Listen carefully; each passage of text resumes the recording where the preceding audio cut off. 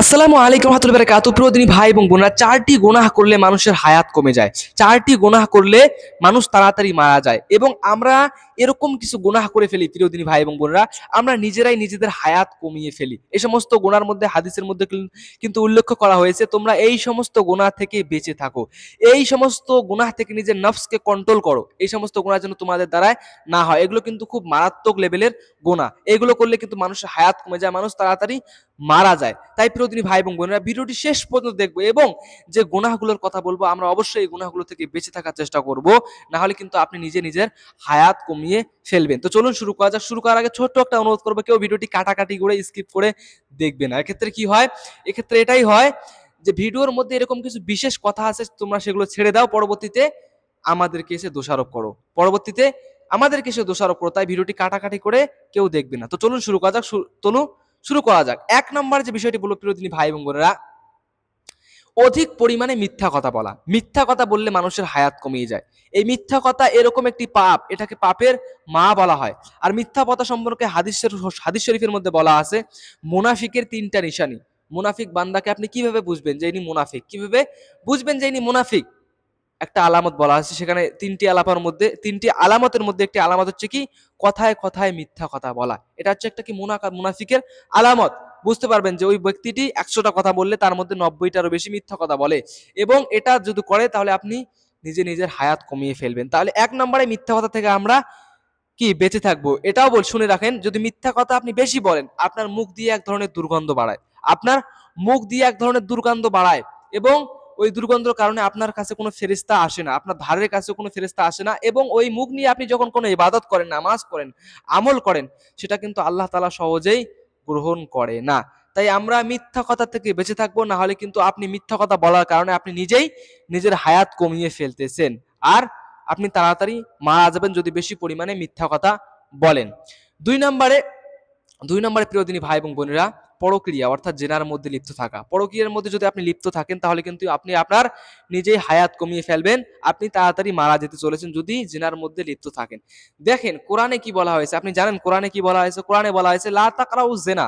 আমরা বলে থাকি না যে ভালোবাসা এগুলো জায়েজ, প্রেম করা জায়েজ, এটা করা জায়েজ।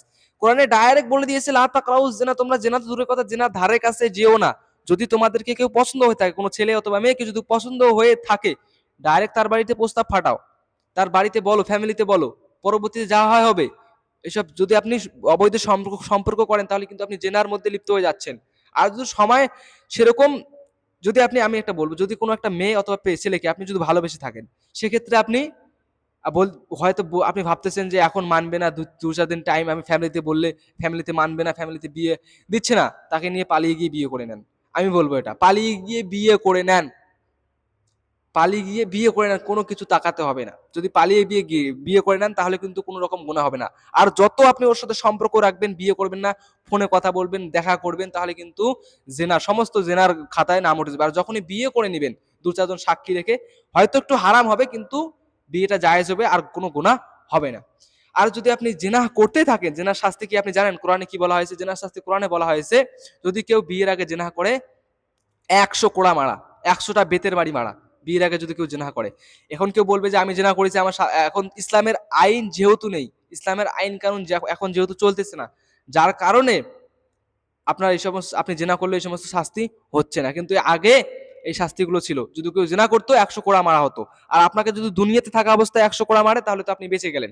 আর যদি দুনিয়াতে থাকা অবস্থায় 100 কোড়া না মারে তাহলে কিন্তু মৃত্যুর পরে আপনার জন্য 100 কোড়া ওয়েট করতেছে। দ্বিতীয়তে, যদি বিয়ের পরে কেউ জেনা করে, বিয়ের পরে জেনা করলে তার শাস্তি কি? রোজো। রোজো কি? অর্ধেক পুঁতিয়ে রেখে, শরীরে অর্ধেক পুঁতিয়ে রাখার পরে মাটিতে তাকে ঢিল নিক্ষেপ করে, পাথর নিক্ষেপ করে মেরে ফেলা, এটাকে বলা হয় রোজো। এই আইনও কোথাও মানা হয় না এখন। আমার মনে হয় না যে এটা পৃথিবীতে এখন কোথাও কোনো ইসলামিক কান্ট্রিতেও এগুলো মানা হয় না। এটা হচ্ছে কি? রোজো। তাই এই জিনাতে যদি আপনি লিপ্ত থাকেন তাহলে কিন্তু আপনি নিজের হায়াত কমিয়ে ফেলবেন। আর জিনার শাস্তি সম্বন্ধে আমি বলেও দিলাম। আর এটা বলা আছে, যদি কেউ বিয়ের পরে জিনা করে, সে যদি কাবা ঘরের কালো চাদরটা নিয়ে কিয়ামত পর্যন্ত কান্না করে, সে কিন্তু তার গুনাহ মাফ হবে না। কেন? এটা হচ্ছে হুকুকুল ইবাদের মধ্যে পড়ে যায়।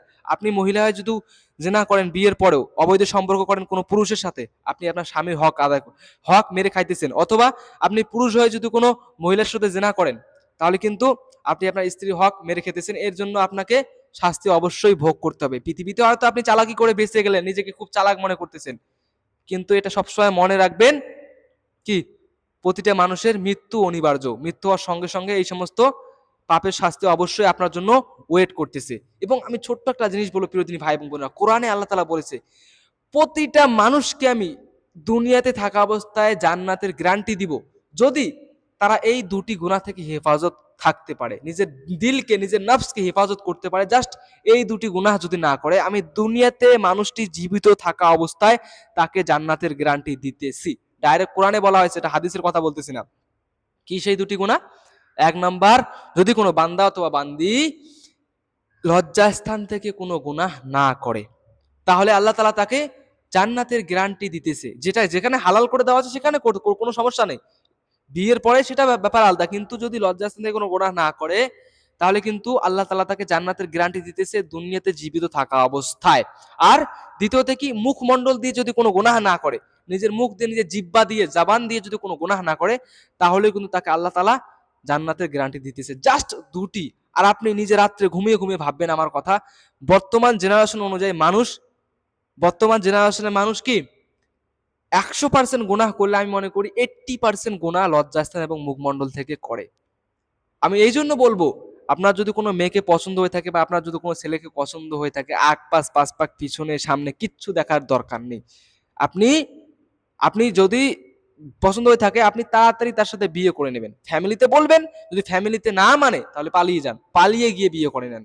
পালিয়ে গিয়ে বিয়ে করে নেন, যদি ফ্যামিলিতে না মানে তাহলে পালিয়ে গিয়ে বিয়ে করে নেবেন, কোনো সমস্যা নেই। এটা ইসলামের ক্ষেত্রে আপনি বিশেষ কোনো গুনাহগার হচ্ছে না, কেননা আপনার এই বিয়ে না করার ক্ষেত্রে আপনি নিজে অনেক গুনার মধ্যে লিপ্ত হচ্ছেন, অনেক পরকীয়ার মধ্যে লিপ্ত হয়ে যাচ্ছেন। সেক্ষেত্রে যত তাড়াতাড়ি বিয়ে করে নিয়ে নেবেন আপনার জন্য উত্তম। আর বিয়ে তো সব থেকে উত্তম কাজ, সব থেকে ভালো কাজ বিয়ে। আমি জানি না প্রতিটা মানুষের মধ্যে বিয়ে কথা শুনলেই নেগেটিভ মাইন্ডটি কেন চলে যায়।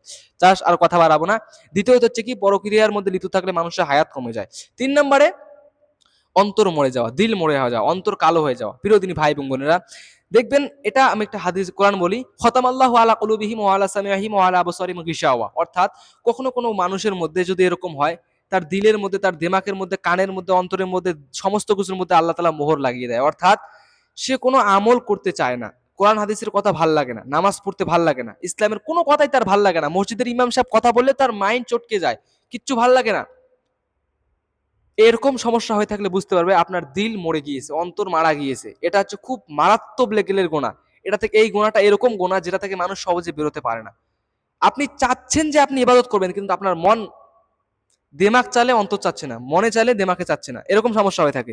আপনি চাচ্ছেন যে ইবাদত করবেন, তারপর আপনি ইবাদত করতে যাচ্ছেন না। এটা হচ্ছে দিল মুর্দা হয়ে যাওয়া, অন্তর কালো হয়ে যাওয়া। এটা খুব মারাত্মক লেভেলের গোনা।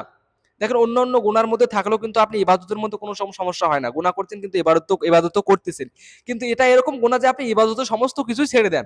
আর আমরা জানি পৃথিবীতে মানুষের মেন মাকসাদ, মেন উদ্দেশ্য হচ্ছে কি, ইল্লা লিয়াবুদুন, অর্থাৎ ইবাদত। প্রতিটা মানুষের মেন মাকসাদ হচ্ছে কি, ইবাদত, অর্থাৎ আমল।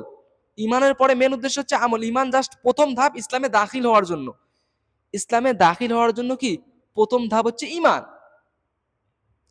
আর মেন ধাপ হচ্ছে কি আমল। ইল্লা লিয়াবুদুন, মেন ধাপ হচ্ছে কি আমল। তাই অবশ্যই আমরা যদি এরকম সমস্যা হয়ে থাকে, আপনার অন্তর কালো হয়ে যে থাকে, তাহলে অবশ্যই যত তাড়াতাড়ি সম্ভব, যত দ্রুত সম্ভব আল্লাহর কাছে তওবা করবে, আল্লাহর কাছে ক্ষমা চাইবে এবং নামাজের মধ্যে আসবে, ইহদিনাস সিরাতাল মুস্তাকিমের রাস্তায় আসবে, আল্লাযী হাদানা, অর্থাৎ হিদায়াতের রাস্তায় চলে আসবে। 4 নম্বরে যে গুনাহটির কথা বলবো প্রিয়দিনী ভাই এবং বোনেরা, হালাল হারাম মেনে না চলা। দেখেন, হালাল হারাম মেনে না চলার কারণে কিন্তু মানুষের হায়াত কমে যায়। কেন? এক্ষেত্রে আমরা অনেক গরিব মানুষকে ঠগিয়ে আপনি তাদের টাকা পয়সা ভুলিয়ে ভালিয়ে নিয়ে আপনি উপভোগ করতেছেন, উপভোগ করতেছেন। এটা কিন্তু মস্ত বড় একটা ভুল। কোনো গরিব মানুষকে ঠকাবেন, এটা করবেন সেটা করবেন, এটা কিন্তু মস্ত বড় একটা ভুল এবং আল্লাহ তাআলা কিন্তু নারাজ হয়ে যায় কোনো গরিবের হক মেরে খেলে। এটা সবসময় ধ্যান রাখতে হবে প্রিয়দিনী ভাই এবং বোনেরা। আমরা সকলে এটা ধ্যান রাখবো, আমাদের দ্বারা যেন কোনো গরিবের মনে কষ্ট না যায় এবং আমরা যেন গরিবের হক মেরে না খাই। এটা সবসময় ধ্যান রাখবে প্রিয়দিনী ভাই এবং বোনেরা। এবং এটা যদি আপনি দীর্ঘদিন করতে থাকেন, হারাম পথে উপার্জন করতে থাকেন, তাহলে আপনি নিজের হায়াত কমিয়ে ফেলবেন। দেখেন, হালাল পথে যদি উপার্জন, হারাম পথে হয়তো বা একটু টাকা পয়সা বেশি উপার্জন হয়, কিন্তু সেই টাকার মধ্যে রহমত বরকত থাকে না। টাকার মধ্যে কোনো রকম পেরেশানি বাড়ির মধ্যে সমস্ত কিছু টাকা একটা দিক না একটা দিকে ঠিক বেরিয়ে যায়। হয়তো বাসা থেকে রোগ ব্যাধি সারতেছে না বা কোনো রকম প্রবলেমের ক্ষেত্রে বাসা থেকে ঠিক ওই টাকাগুলো বেরিয়ে যাইতেছে। আর যদি আপনি হালাল পথে উপার্জন করেন, টাকার পরিমাণটা হয়তো কম, খুব কম পরিমাণ, অল্প পরিমাণ টাকা উপার্জন করতেছেন, কিন্তু ওই অল্প টাকার মধ্যে আল্লাহর রহমত বরকত থাকবে এবং ওই অল্প টাকা দিয়ে সমস্ত রকম জরুরত মিটে যাবে। তাই এই সমস্ত বিষয়গুলো আমরা ধ্যান রাখবো এবং এই সমস্ত গুনাহ যেন আমাদের দ্বারা না হয়। এগুলো হলে কিন্তু আল্লাহ তাআলা আমাদের প্রতি নারাজ হয়ে যায় এবং আমাদের হায়াত কমে যায়। আজকে এই পর্যন্ত আর কথা বলবো না। অবশ্যই ভিডিওটি লাইক দিবেন এবং চ্যানেলটি সাবস্ক্রাইব করে দেবেন। আসসালামু আলাইকুম।